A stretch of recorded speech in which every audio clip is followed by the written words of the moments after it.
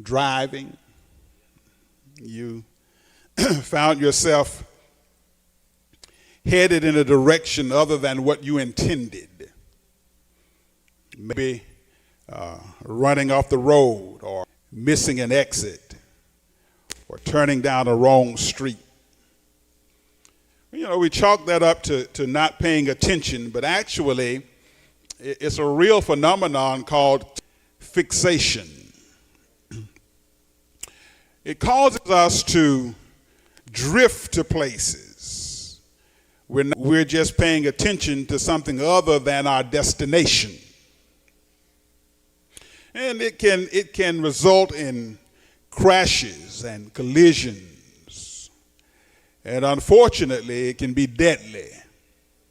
And this happens in our spiritual life too. We can become so fixated on things other than our growing relationship, our intimate relationship with God. We can allow things around us to draw us away from our goal of really believing and trusting about us.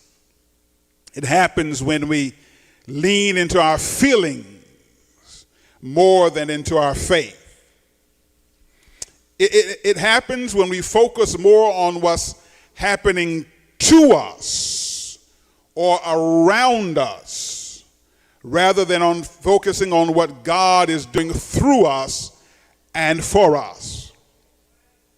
And when we focus on the dilemma more than the development, on the test more than the testimony, the trial more than the triumph, when we focus on the problem more than the promise, we drift away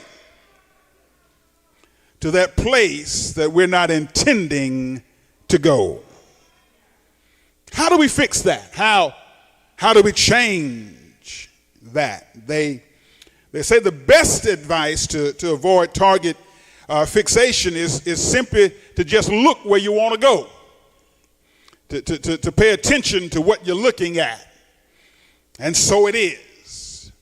To free ourselves from an unfocused faith, a faith that's fettered by our own limitations, we have to begin to look at God differently. Actually, we have to begin to looking unto Jesus, the author and finisher of our faith. And by that, when I say look at God differently, by that I mean we have to begin to see God bigger than, greater than, larger than anything else around us. And when we magnify God and when we exalt God, then we somehow realize that he really is unlimited.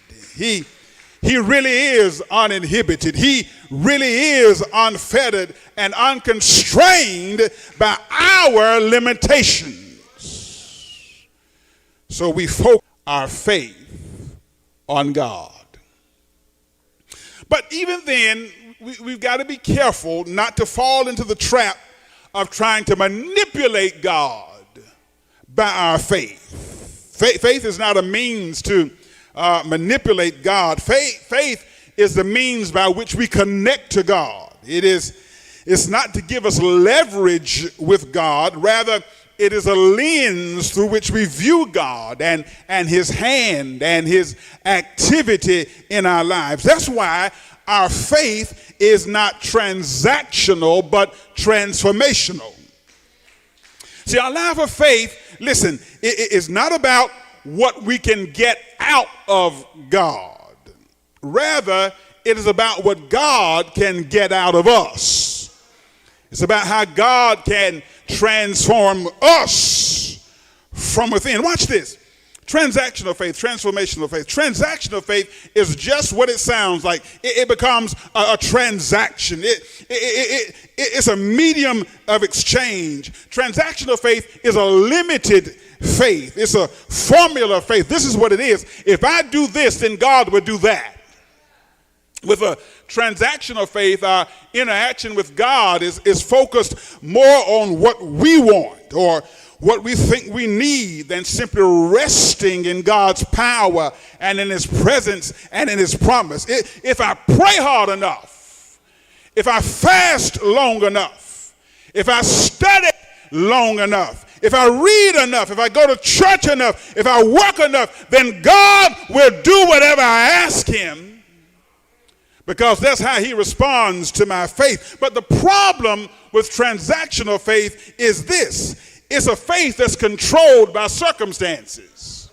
And that sets us up for disappointment. That's because God is not manipulated by our faith. God is not controlled by our expectations. God doesn't owe us anything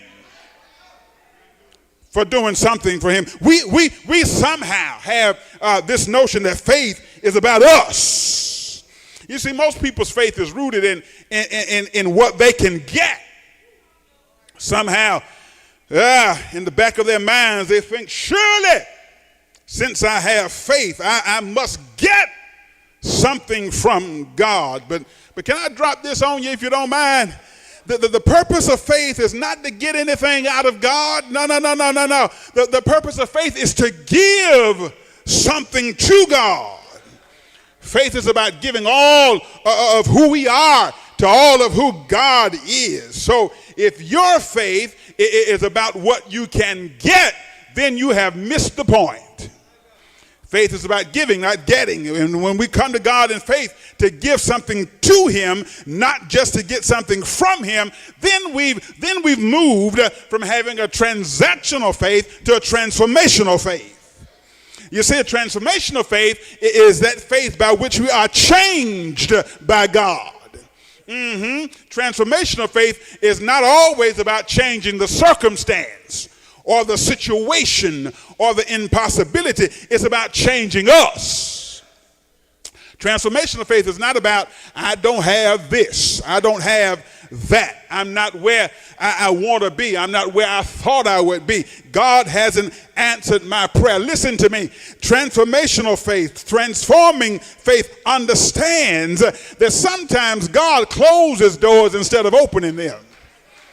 Sometimes God does not show up when we want him to. Sometimes he withholds that thing that we seem to need the most. Elmer Town says there are times in the life of every Christian when it seems like God has abandoned us and heaven is shut up to our prayers. And ladies and gentlemen, that lends itself to the difficulty and frustration of not always being able to see and recognize when God is at work in our lives.